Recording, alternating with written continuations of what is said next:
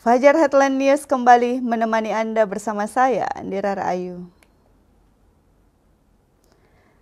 Menteri Pertanian Syahrul Yassin Limpo menyempatkan diri mengunjungi dua pasar tradisional di Makassar, yaitu Pasar Terong dan Pasar Pabaeng-Baeng, Sabtu 2 April 2022.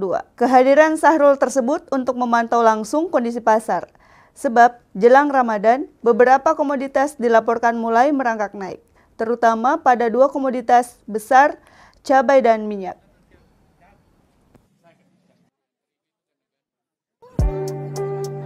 Menteri Pertanian Syahrul Yassin Limpo menyempatkan diri mengunjungi dua pasar tradisional di Makassar, yaitu Pasar Terong dan Pasar Panampu, Sabtu 2 April 2022. Kehadiran Syahrul tersebut untuk memantau langsung kondisi pasar, sebab jelang Ramadan beberapa komoditas dilaporkan mulai merangkak naik, terutama pada dua komoditas besar, yaitu cabai dan minyak. Syahrul mengakui terjadi kenaikan sejumlah komoditas di pasaran, namun kondisi ini disebut hanya sebagai dinamika pasar menjelang bulan suci Ramadan dan Hari Raya Idul Fitri. Menurut Syahrul, stok masih aman.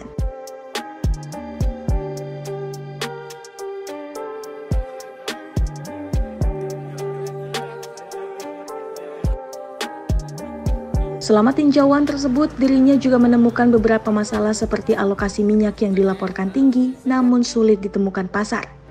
Masalah distribusi tersebut juga sudah dilaporkan ke Menteri Perdagangan untuk menjadi atensi agar bisa diperlancar.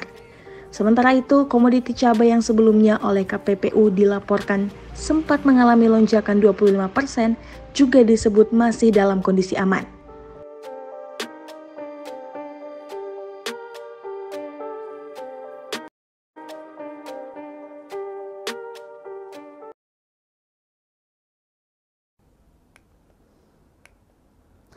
Pemirsa, itulah tadi berita hari ini. Nantikan terus Fajar Headline News selanjutnya.